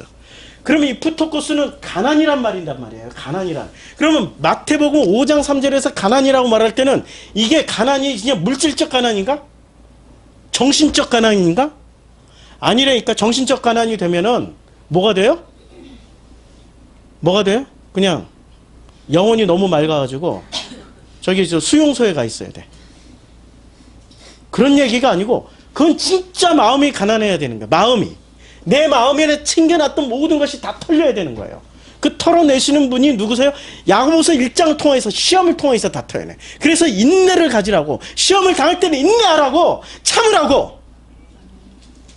그래서 야고보서 그 맥락에서 지금 말씀하고 있는 거예요. 그러니까 우리가 야고보서 2장 1절 2절을 읽을 때 이렇게 오해를 하는 거야. 2장 1절 2절을 읽을 때 내 형제들아 2장 1절 2절을 읽을 때 이렇게 오해를 하는 거죠. 자, 야고보서 본문은 이렇게 내 형제들아 여러분은 우리 주님이신 영광의 예수 그리스도를 믿고 있어 사람을 차별해서 대우하지 마십시오라는 얘기가 우리는 그냥 내가 이제 예수 믿는 사람이니까 사람을 차별하면 안 돼. 게다가 2절에 이렇게 나와. 가령 여러분의 회당이 금과 각지를 끼고 화려한 옷을 입고 입은 사람과 그 더러운 옷. 이게 지금 본문이 뭐를 제가 바꿔놨나? 이걸 공동번역으로 봤는데. 자, 만일 너희 회당에 금가락지를 끼고 아름다운 옷을 입은 사람이 들어오고 또 남루한 옷을 입은 가난한 사람들이 들어올 때 너희가 아름다운 옷을 입은 자를 눈여겨보고 말하되 여기 좋은 자리에 앉으소서 하면은 돼요, 안 돼요? 일단은 여기는 부자, 아름다운 옷을 입고 온 사람은 어떤 사람이에요? 이런 옷. 해석되죠, 이제는. 어떤 사람이에요? 열심으로 부자가 돼서 자신이 소유한 믿음을 가지고 더러운 옷을 만들고 있는 사람들은 여기 앉아. 이렇게 얘기할 필요가 없어. 그쵸? 근데 가난한 사람들은, 이 사람들 어떤 분이에요? 진심으로 살다 보니까 열심인 사람들이나 세상에 털려가지고 가난해져요. 이런 사람들은 그 그러나 뭐만 남았어요? 자기 믿음이 남은 게 아니라 그리스도 예수 안에 있는, 바울이 말한 그리스도 예수 안에 있는 그 믿음이 남아있는 그 사람들은 아름다운 옷을 입고 있기 때문에 어떻게 해요? 가난한 자에게 말, 너 저기 앉아! 이렇게 말하면 안 된다는 얘기예요. 지금 이게 어디 보이는 도와주고 도와주지 말라는 얘기예요? 아니라니까. 믿음의 본질에 대해서 지금 예수가 말씀하셨던 그 본질을 다시 한번 뒤집어서 보여주고 있는 본문이에요. 쇼킹하지 않아요? 성경은 있잖아요. 뒤집어 보기예요. 성경 문자 그대로 보면은 어디로 흘러가게 되냐면 이쪽으로 흘러가게 됩니다. 열심인 부자가 돼서 그 모든 문자들을 믿음으로 취해서 더러운 옷을 만들고 있는 사람이 되는 거예요. 그런데 성경을 본질로 보면은, 진심으로 보게 되면은 가난해져서 내 안에는 내 믿음은 하나도 없고 예수 그리스도 안에 있는 그 믿음만 남아있는 나를 하나님은 아름다운 옷을 입은 사람이야 라고 말씀해주고 있는 장면이에요. 지금 야고보서 2장 1절과 2절을. 그래서 이제 피스티스를 했죠. 자, 여기서 이제 마지막 하나, 더러운 옷, 이 더러운 옷이 뭐냐 이거 한번 보자고요. 더러운 옷을, 자, 이제 이게 더러운 옷은 단순히 옷이 깨끗하다, 더럽다라는 말하는 게 아닙니다. 더러운 옷이라는 단어가 딱 두 번 쓰여져요. 더러운 옷이 더러운 옷이 2장 2절에 이렇게 쓰여지죠. 이 단어가 더러운 옷이 후리파로스예요.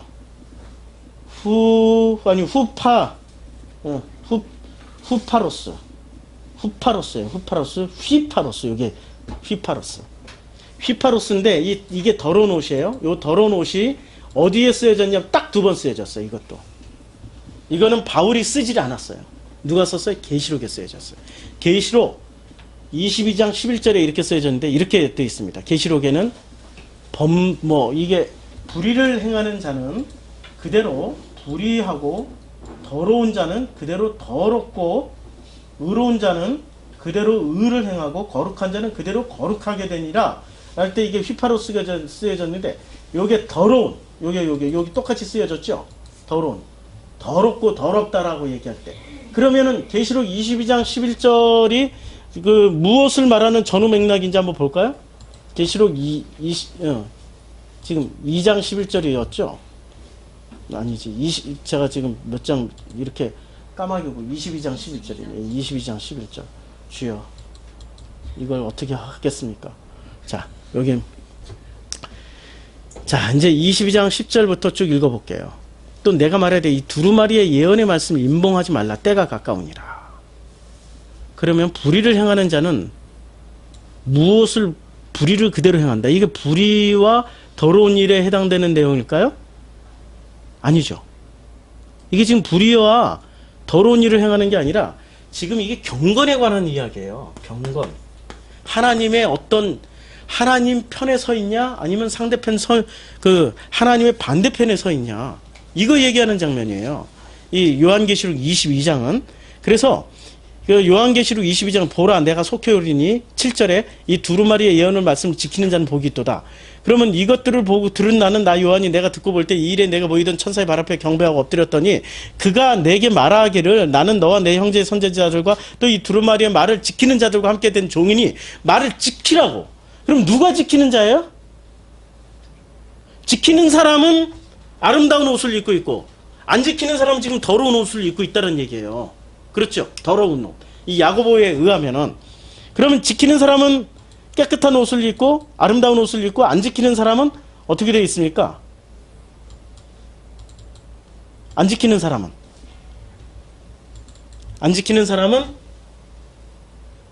더러운 옷을 입고 있다. 지금 이 경건에 관련된 말씀이고, 이 경건에 관련된 말씀의 핵심은 뭘까요? 누구를 경건하다고 말씀하시는 거예요? 아름다운 옷, 더러운 옷을. 진심으로 살다 보니 가난해지고, 이 가난해진 사람, 이 가난해진다라는 게 무슨 뜻인지 이제 아시죠? 아무것도 안 챙긴다니까? 누가 챙겨주세요? 하나님 무엇을 보고? 우리 안에 있는 진심을 보고 그 믿음을 보시고 아버지가 챙겨주세요. 이런 사람은 다 털린 사람이기 때문에 아름다운 옷이라고 인정을 해주세요. 그런데 놀랍게도 열심을 내는 사람은 너무 많이 가져서 안 털리려고 그래. 털어내지 못한다니까요. 그래서 믿음조차도 주어가 전부 자기예요. 내가 가진 믿음, 나의 믿음, 바울의 초창기 믿음, 피스티스 용법. 근데 이게 마지막으로 가면 어떻게 돼요? 그리스도 안에 있는 믿음, 예수 그리스도 안에 있는 믿음으로 바뀐단 말이에요. 근데 바뀌기 전에는 더러운 옷, 요 라인은 이게 더러운 옷이라고 말씀하고 있어요. 그러니까 야고보가 지금 2장에서 보면은 야고보를 우리는 오해를 많이 하는데요. 야고보서 1장에 이렇게 말씀하고 있죠. 1장의 행위, 그 행위를 강조하고 있죠. 그래서 1장 23절에 누구든지 말씀을 듣고 행하지 아니하면 그는 거울로 자기의 생기는 얼굴을 보는 사람과 같아서. 그러니까 말씀을 듣고 행하지 아니하면. 그 다음에 25절에 그 자유롭게 하는 온전한 율법을 들여다보고 있는 자는 듣고 잊어버린 자가 아니요 실천하는 자, 이 사람은 그 행하는 일에 복받으리라. 그러니까 행하라고 말을 하면은 우리는 어떻게 들어요? 이렇게 듣는다니까 열심으로 듣고 그냥 문짝으로 행해. 그래가지고 20살 되기 전까지 주일학교 유초동부부터 시작해서 중고등부까지 거치고 나면 정답 다 알고 있어. 그 정답대로 살아가는 걸 열심으로 살아가고 그걸 잘 산다라고 그러고 그걸 부추겨줘요. 그것이 믿음 좋다라고 그러고. 근데 이게 어떻게 돼요? 진심이 깨어나는 순간 다 털리게 돼 있다니까요. 그래 가난해져요. 그렇게 살던 게. 가난해진 우리를 보고 하나님이 너희 안에 진심이 있구나. 그게 믿음이야. 그게 하나님의 형상이야. 그래서 나는 너희들에게 아름다운 옷을 입혀줬어. 아름다운 옷을 회복한 거야. 이렇게 말씀하고 있는 거예요. 그러니까 행위가 나의 행위예요, 아버지의 행위예요? 이거는 나의 행위 맞아요. 요거는 아버지의 행위야. 그래서 이 산을 들어 바다로 옮길 수도 있고 바닷물을 그냥 다 말려버릴 수도 있는 분이세요. 아버지가 하시니까. 내 행위가 아니라니까. 아버지의 행위라니까. 마지막으로 우리가 교회에 지금 옮길 자리를 알아보고 있는 중입니다. 참 우여곡절이 굉장히 많아요. 간증하자면 이것만 가지고도 몇 시간을 해야 돼요. 이미 계약까지 500만 원 걸고 계약까지 다 했어. 예? 어떻게 됐을까요? 아버지 뜻이 아니었나 봐. 다 거기 캔슬되고 500만 원도 이렇게 이제 그 땅 주인이 이렇게 꿀꺽 하셨어요. 예. 그러니까 그 정도까지 손해를 보게 하시면서 못 움직이게 하시는 거예요. 다른 데로 가라고. 다른 데로 가라고. 지금 계속 알아보고 있는 중입니다. 우리 집도 이제 곧 그 재건축이 들어가서 11월 말이면은 이제 보증금 다 나와요. 여기도 내년 3월까지 기한인데 이제 여기도 떠나야 돼요.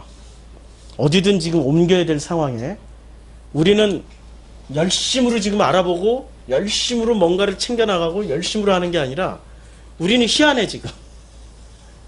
그냥 진심으로 가난해져서 우리 안에 있는 그 믿음을 아버지가 보시고 아버지가 일하시겠구나 하고 참 다들 다 기다리고 계세요. 할렐루야. 예. 우리 기다리고 있습니다. 좀 기다려보자고요. 기다려보는데 우리 기다려보는데 믿음이 진짜로 이게 열심 있는 사람들에게 열심 있는 사람이 열심히 뜨겁든지 차든지잖아요. 근데 미지근하게는 기다려보지 말자고요. 미지근하게는 기다려보지 말자. 미지근하면은 이게 아버지가 진짜로 하셨어도 이거 주님이 하셨구나라고 고백이 안 나와. 내가 했는데? 이러고 나와. 좌우지간 차든지 덥든지 한번 해보자고요. 차든지 덥든지 어떤 식으로든지 하나님은 응답을 주실 겁니다. 요번에 다음에는 설교 시간에 어떤 간증을 할지 몰라도 좌우지간 차든지 덥든지 한번 해보자고요. 내가 찬 것을 선택하든 더운 것을 선택하든 한번 뜨겁든지 그렇게 한번 해봅시다. 그래서 야고보서 2장 1절 2절 다시 한번 읽어볼게요. 제가 이 번역한 다시 이제 해석한 그 번역대로 다시 한번 읽어볼게요. 야고보서 2장 1절은 이렇게 읽어야 맞습니다. 야고보서 2장 1절은 자 잠깐만요. 야고보서가 여기 있다. 2장 1절은 그대로 직역을 하면은 이렇게 돼 있습니다. 내 형제들아 사람을 외모로 취하지 마. 그것은 이미 주 예수 그리스도 영광의 주 예수 그리스도의 그 믿음 안에 있는, 그 믿음 안에 있는 너희들이기 때문에, 이 상태예요. 지금 천재진의 상태이기 때문에, 믿음 안에 있는 너희들이기 때문에 사람을 외모로 취하지 마. 취할 수 없다. 이게 부정, 매기 때문에 이렇게 해석이 돼요. 이렇게 해석을 하면은 완전히 달라지는 거죠. 우리가 받은 믿음이 아니라니까요. 수동이 아니고 우리 안에 원래부터 있었던 그 믿음으로 말미암아서 이제는 사람을 외모로 안 취하게 돼요. 그래서 2절이 자연스럽게 이렇게 해석이 되어지는 겁니다. 만일 너희 회당에 금가락지 끼고 아름다운 옷을 입은 사람이 들어오고 또 더러운 옷을 입은 가난한 사람이 들어올 때 우리는 이것을 그대로 보는 게 아니라 어떻게 봐요? 이거 마지막으로. 사람들은 이것을 아름다운 옷이라고 생각할까요? 이것을 더러운 옷으로 생각할까요? 정답 다 말했네. 이걸 아름다운 옷으로 생각하고 이걸 더러운 옷으로 생각하는 거예요. 이걸 뒤집어서 보기 때문에 이제는 차별을 안 하게 될 거예요. 이 안에 아버지의 사랑이 다 들어가 있는 거죠. 그렇죠? 성경은 뒤집어 보게 만드는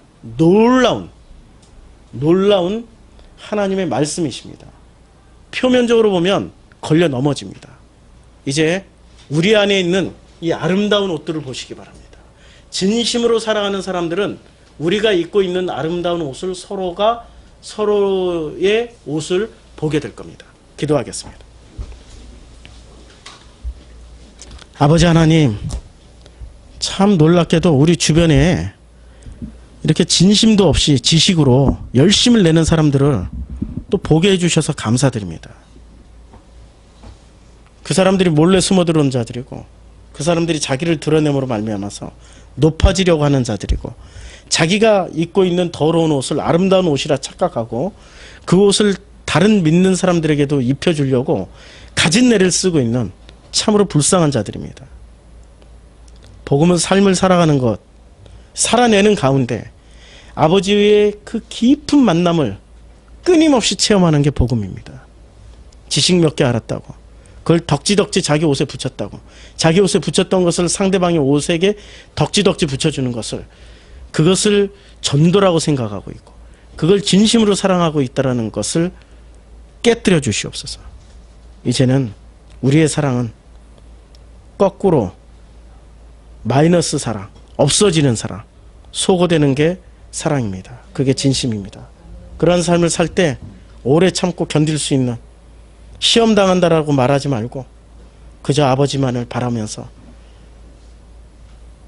아버지께서 주시는 그 모든 소망으로 이겨낼 수 있도록 축복해 주시옵소서. 예수님의 이름으로 기도드렸습니다. 아멘.